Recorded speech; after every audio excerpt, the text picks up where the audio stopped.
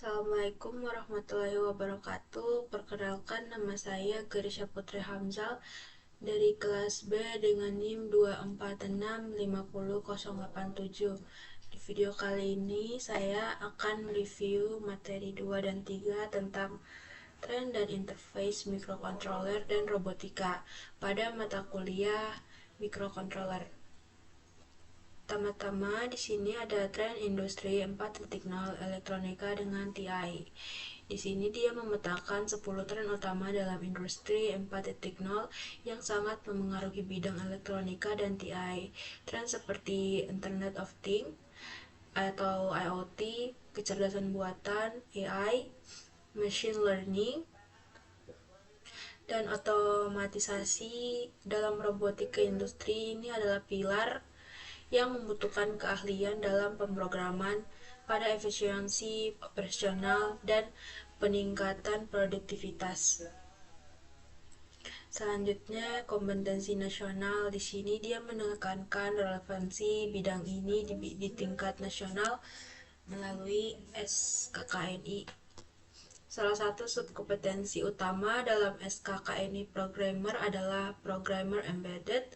Kompetensi ini didefinisikan sebagai kemampuan untuk melakukan dan pengisian program ke dalam sistem mikrokontroler atau mikroprosesor untuk keperluan industri. Selanjutnya, peluang karir di bidang TI berbasis elektronika. Lulusan di bidang ini memiliki prospek karir yang beragam. Peluang karir tersebut mencakup menjadi developer aplikasi embedded dan kontrol untuk sistem kontrol, robotika, instrumentasi, PDA, dan aplikasi SMS. Peneliti aplikasi embedded atau robotika, wireless applications, pengusaha aplikasi elektronika, dan engineer teknisi profesional. Nah, di slide ini kunci sukses untuk menguasai bidang ini dibagi menjadi dua, yaitu software diperlukan penguasaan bahasa seperti bahasa pemrograman chip, assembly C atau C++ atau Bascom FVR, dan bahasa aplikasi interface PC, Visual Basic.NET, Visual C dan .NET, Java, serta database SQL Server, Oracle, dan MySQL. Hardware di sini juga fokus pada pemrograman dan interfacing microcontroller dan PLC serta penguasaan teknologi GSM dan CDMA. Selanjutnya, peta bidang elektronika saat ini. Mind map ini dia menunjukkan posisi sentral microcontroller dalam ekosistem elektronika. Microcontroller berfungsi sebagai otak sistem, berinteraksi dengan sensor suhu, jarak, dan interfacing PC dan device, dan diaplikasikan pada robotika. Bidang ini adalah perpaduan sistem analog dan digital. Nah, mengapa microcontroller? Microcontroller adalah chip teknologi terkini yang mampu menugaskan atau melaksanakan tugas-tugas kontrol sistem secara terintegrasi. Aplikasi berbasis microcontroller itu dianggap lebih cerdas dan murah. Integrasi CPU, RAM, ROM, input-output, dan timer salah satu chip memungkinkan pembangunan aplikasi single chip. Selanjutnya di slide ini keluarga microcontroller umum. Dan ini pada slide ini itu diperkenalkan berbagai microcontroller yang dominan. Keluarga utama meliputi Atmel seperti 89C51, AVR 89S8535, pitch seperti 16F8A, 16F877A dan Basic Stem. Pengenalan ini itu penting untuk menentukan chip yang akan digunakan pada proyek tertentu. Selanjutnya, aplikasi microcontroller. Nah, microcontroller itu memiliki jangkauan luas aplikasi yang sangat luas. Contohnya meliputi sistem robotika industrial, control, home remote system, kontrol alat over SMS, hingga antarmuka PC dan aplikasi hiburan. Nah, selanjutnya pertimbangan untuk memilih microcontroller. Faktor-faktor penting yang harus dipertimbangkan sebelum memilih microcontroller untuk proyek adalah ketersediaan IC dan programmer, harga, dukungan komunitas atau banyaknya penggunanya, dukungan fitur seperti ADC, dan dukungan bahasa pemrograman. Selanjutnya di sini microcontroller AVR Atmega 8535. Nah, Atmega 8535 itu adalah microcontroller AVR 8 bit RISC dengan arsitektur Harvard yang terkenal kendalanya di embedded system.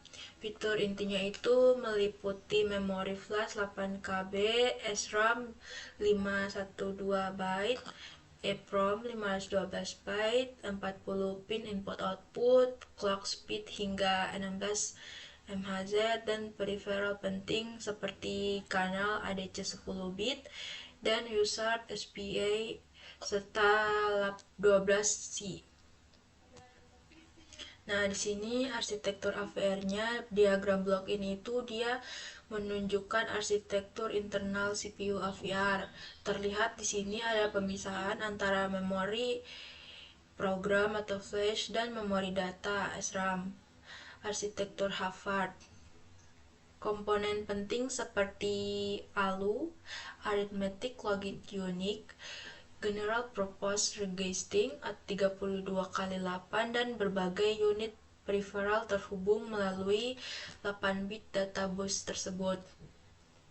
Nah, di sini ada perbandingan microcontroller ARMED. Di tabel ini itu dia membandingkan arsitektur populer AVR, Pitch, ARM, STM32, 805, ESP32, AVR Atmega. Di sini dia memiliki keunggulan pada komunitas yang luas, didukung dengan Arduino, dan cocok untuk IoT, robotika, kontrol sensor, arsitektur terbaru seperti ESP32, 32 bit RSC, unggul dalam integrasi Wi-Fi dan BLE untuk aplikasi IoT dan smart home. Selanjutnya di sini ada studi kasus aplikasi modernnya. Studi kasus ini dia berfungsi pada aplikasi real time dan IoT. Platform seperti ESP32 dan Arduino dominan digunakan karena di sini mendukung antarmuka Wi-Fi atau Bluetooth dan memiliki biaya kompetitif, ideal untuk sistem monitoring suhu, smart home automation, dan sistem pengendali robotik. Nah, di sini pemrograman dan implementasinya. Di sini ada contoh kode dasar Basecom AVR untuk mengendalikan input-output digital. Di sini dia menunjukkan bagaimana port B sebagai output, config port B, dan menggunakan loop untuk mengendalikan LED dengan delay-nya 100 ms. Nah, di sini dia menganalog ke digital. Di kode ini dia mengimplementasikan fungsi ADC untuk sensor analog, perintah start ADC, menginisialisasi modul, dan wget_hack channel membaca nilai sensor dari kanal tertentu. Nilai ini dia kemudian dapat ditampilkan melalui serial print atau dikeluarkan ke port B. Port B sama dengan W. Selanjutnya di sini ada dasar kendali input atau kendali .bus. Nah, di sini dia menunjukkan logika sistem sederhana port D diatur sebagai input config port D sama dengan input kontrol ini dilakukan berdasarkan status pin D.7. Jika pin D.7 high atau A sama dengan 1, output port B akan low, port B sama dengan 0, dan begitu pula sebaliknya. Selanjutnya di sini ada operasi pulsa, pulse in, dan pulse out. Di operasi ini vital untuk menginteraksi dengan motor dan sensor gerak. Pulse in digunakan untuk mendeteksi lebar pulsanya, misalnya rotary encoder, sementara pulse out digunakan untuk menghasilkan pulsa dengan lebar tertentu, misalnya pulse out port B A 60.000. Umumnya itu digunakan untuk menggerakkan motor servo. Nah, selanjutnya di sini ada fungsi broadbus. Di sini dia menunjukkan praktik coding yang baik dengan menggunakan subroutine. Fungsi deklarasi di awal atau deklarasi subtest ini dipanggil dalam program utama call test B dalam kurung B1 yang bertujuan untuk memecahkan programnya menjadi modul yang terstruktur dan mudah dibaca. Selanjutnya di sini ada display LCD, contoh interfacing dengan liquid crystal display atau LCD. Setelah konfigurasi LCD, config LCD 20x4, data yang diperoleh dari ADC dapat ditampilkan langsung di layar. Selanjutnya di sini dia menampilkan screenshot dari Bascom FVR untuk konfigurasi chip dan FVR ISP STK Programmer. Ini itu menunjukkan alat pengembangan yang digunakan untuk mengkompilasi dan memprogram microcontroller FVR. Nah, di sini desain robot sederhana diagram blok ini dia menunjukkan arsitektur robot bergerak paling sederhana. Sinyal dari sensor kanan kiri diproses oleh driver motor DC menggunakan OP AMP dengan penguat yang kemudian menggerakkan motor DC-nya. Nah, di sini dia menunjukkan diagram untuk sistem robotika yang lebih kompleks lagi. Sistem ini dia menerima berbagai input dari sensor, api, cahaya, jarak, dan komunikasi wireless. Sistem microcontroller mengarah semua data ini untuk mengendalikan berbagai aktuator seperti motor servo, motor DC, dan stepper motor. Nah, di sini menampilkan sistematik rangkaian detail implementasi FVR yang terhubung ke driver motor dan catu daya, yang merupakan realisasi fisik dari desain robot. Selanjutnya di sini penerapan pada robot. Kode di program ini menunjukkan logika gerak robot yang memanfaatkan ADC. Robot membaca sensor jarak W sama dengan get DC 0. Jika nilai sensor rendah, W sama dengan kurang dari 200, robot maju. Port B sama dengan 8. Jika ada halangan, robot belok kiri. Port B sama dengan 0. Nah, di sini diagram ini adalah sistematik rangkaian minimum AT8952 C251 yang di sini itu dibutuhkan untuk rangkaian mengoperasikan. Nah, di diagram ini adalah rangkaian minimum mikro dibutuhkan untuk mengoperasikan microcontroller. Komponen wajibnya itu meliputi microcontroller, kristal, dan clock, kapasitor, dan resistor. Untuk reset dan catu daya, selanjutnya di sini ada Selanjutnya di sini ada contoh kode assembly 851.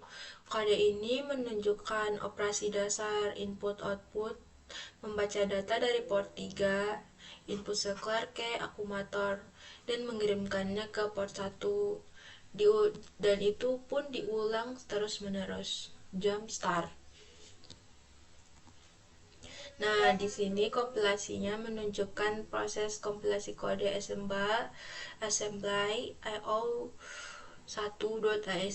Dia menggunakan cross assembler untuk menghasilkan kode mesin yang siap di flash ke chip. Selanjutnya ini adalah tampilan software ISP yang digunakan untuk memprogram microcontroller. Langkah utamanya itu adalah memilih device target yang didukung seperti AT89S 8252 sebelum memulai proses pasting. Nah, di sini dia menunjukkan screenshot dari proses pengisian program memori flash microcontroller. Kode buffer diisi dengan kode mesin yang telah dikompilasi. Nah, di sini adalah langkah praktis untuk membuat file hex dari hasil kompilasi komputer ke dalam software ISP sebelum file tersebut ditransfer ke memori chip microcontroller. Nah, di sini slide ini dia berfokus pada keluarga microcontroller pitch. Contoh kode basic ini menunjukkan control sequential output dengan delay. Diagram rangkaian ini menunjukkan pitch mengendalikan output melalui driver untuk menggerakkan motor. Selanjutnya, di sini menampilkan implementasi interfacing pada pitch 16F676. Di sini dia mampu berkomunikasi dengan serial PC melalui antarmuka RS232 dan memiliki 8 kanal analog AN0 hingga AN7 yang sangat berguna untuk sensornya. Baik, sekian itu saja reviewnya. Bila ada salah kata mohon dimaafkan. Bila ada kurang penjelasan mohon dimaklumi. Saya akhiri billahi taufiq wal hidayah. Wassalamualaikum warahmatullahi wabarakatuh.